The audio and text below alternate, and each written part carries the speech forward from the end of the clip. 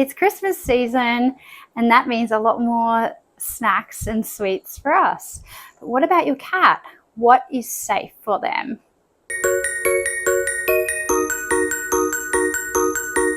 It's Dr. Liz. A lot of people are starting to wind down at this time of year, getting towards the holidays. It's actually the busiest time for vets.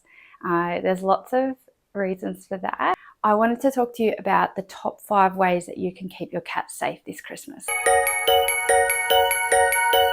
Decorating is one of the funnest parts of Christmas. Depending on your cat, you do need to be careful about what you leave lying around.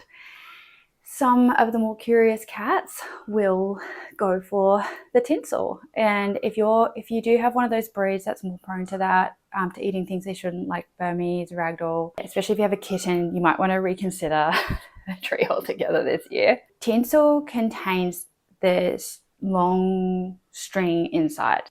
If your cat was to consume that, they can't chew it up properly and it gets stuck. So common places for these things to occur is they can get stuck under the tongue or in the stomach.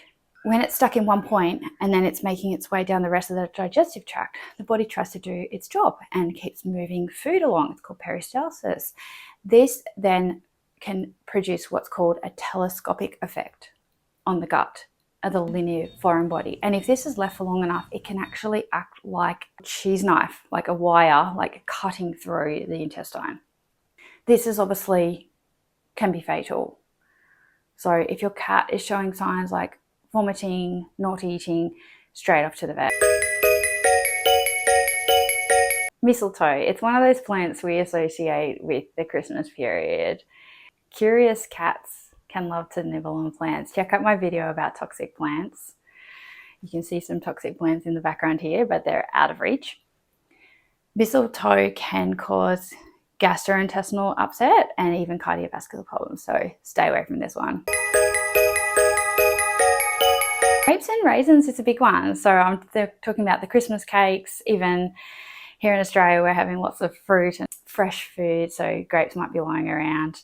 They're in season, and it's something that's not well understood. Some individuals are more prone than others. They talk about a possible dose rate like required for toxicity of 1 grape per 10 pounds. This is a little bit variable depending on individuals, and we don't really understand it yet. It's to do with the tartaric acid content, but it's not worth the risk.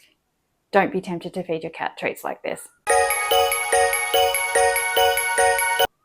It's a busy time of year, and often we're interstate visiting friends and relatives or on holidays and think, oh, cats are easy to look after. You just chuck them some food and they'll be fine. But this is not actually the case. And where the cats, they don't make it very obvious sometimes, but they do like attention. They do like cuddles. They might like to pretend they don't like cuddles sometimes, but they do. Good boy. The RSPCA here in Australia will actually classify more than 24 hours alone as abandonment. So it is something really to strongly consider. Get a friend to pop in to give them cuddles, look at a cattery, or there's even private people giving the best care. If you're the host this year and you're going to be having lots of different people around that you normally wouldn't, it's going to be potentially noisy, different smells, by Nix. It's funny how often cats will seek out the one person who says they don't really like cats. And I think that's because they're not going for the cat. They're not annoying them, insisting on picking them up, which is a very threatening thing to do, which is what I just did before. But Nico knows me. He trusts me. A stranger, they could have the smell of their own dog on their clothes. And cats do recognize people. They do learn to trust people. So depending on your cat's personality, give them a place where they can escape, quiet, dark, all the things they need in there. Don't let any other guests go in there. Let your cat come out when and if they want to. Nico. Along with foreign bodies and poisonings at this time of year, we do see more stress-induced disease. So FIC, feline interstitial cystitis, it is poorly understood. Again, there's lots of different factors going into it. I'll talk about it in another video.